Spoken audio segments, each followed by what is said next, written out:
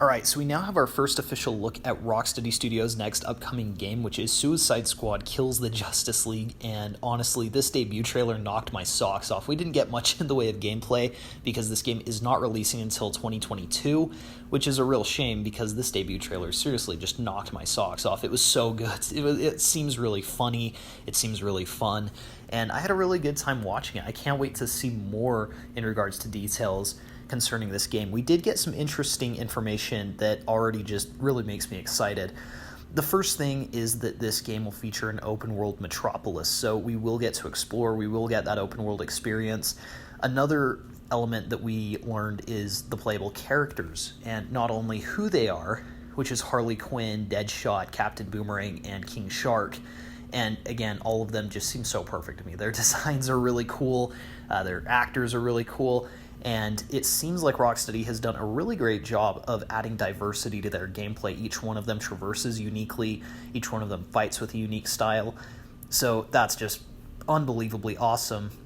But additionally, you can play this game in two ways. One, you can play it as a single player, and you can play through the game as you would an Arkham game, and you'll have these companions with you, sort of for dual play moments and for assistance in these encounters. Or you can play this game with co-op up to 4 players. And I don't know, I know that some people have some reservations about these types of game models, but for me personally, I'm really excited to play through this game with some of my friends. And same with Gotham Knights, honestly. I think that it's a really interesting direction to take DC games. I like that they've kept it so that you can retain that single-player experience if that's what you enjoy and would like to continue that going forward. But they've also given you the option of playing with friends. And it has been interesting to see the reaction. A lot of people actually seem very open to Rocksteady's new game, whereas with Gotham Knights, people actually seem very put off by it. I honestly think that game is going to grow on people a lot within this year of marketing, really, that it has. But we'll have to see where that one goes. With Suicide Squad, I think that there's two major things going for it. One is that it's developed by Rocksteady, and they already just have such a solid reputation with the Batman Arkham games. And building up on that, this game is also confirmed to take place in the Arkham continuity. Now, not only that, but Sefton Hill, the director, has also confirmed that this is a continuation of the Arkham continuity. Therefore, it's pretty easy to state that this will be an Arkham Knight sequel. Knowing Rocksteady, that's the direction that they'll want to go. I do feel that this is a fairly loose sequel to Batman Arkham Knight. What I mean by that is it will take place in the same continuity, but it's just following a different cast of characters. Now, there's already been so many people to point out, well, there's all these inconsistencies. How can this be an Arkham Knight sequel? How they said this. Why would that be in an Arkham Knight sequel? Why does Deadshot have a completely different design? He wasn't African-American in Arkham City, so why is he African-American here? And while these are inconsistencies, I don't know if it's just me, I just don't feel like they're that big of a deal, especially because we've only seen a 3-minute trailer for this thing. I don't know how we have people who are such downers that they're going to analyze a 3-minute trailer and see, nope, it doesn't work, without seeing the full context and the full explanation for why they made the creative decisions that they did.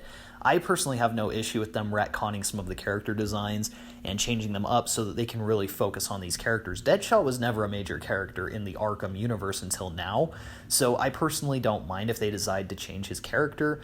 Harley Quinn's design is different, and people have pointed that out, but I don't understand why that's an issue. Her design has been different in literally every Arkham game, so I seriously don't see the issue. It will be interesting to see if they address some of those inconsistencies or if they're just going to be these subtle retcons. Personally, there isn't anything major that I'm concerned about, though. Now, some people have already expressed disappointment that it appears that Superman is being possessed by Brainiac.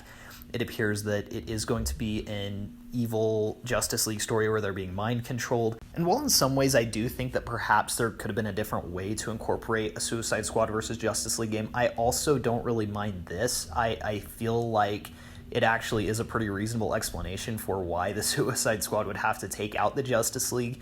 And the fact that this does take place in the Arkham continuity, it makes me very excited to see the Superman and the Flash and the Wonder Woman of the Arkhamverse. That's very exciting.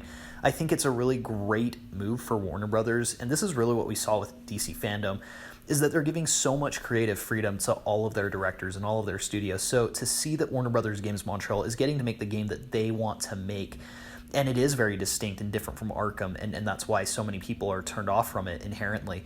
But then to also see Rocksteady and see them get to continue this Arkham universe that they've made, I think is very exciting. I gotta be honest, I am very excited for both of these games. Both of them look very distinct and different, and like the creators were given complete creative freedom to make whatever game they wanted to make. And Suicide Squad looks really fun and interesting. I think Gotham Knights looks really fun and interesting. Like I say, I think that game will kind of grow on the general audience as time goes on and we learn more about it. But ultimately, I think that DC fandom was incredible. I've had a lot of fun covering it. But let me know what you guys thought of the Suicide Squad game reveal in the comments below. Please be sure to like and subscribe if you enjoyed the video, and we'll see you guys in the next one.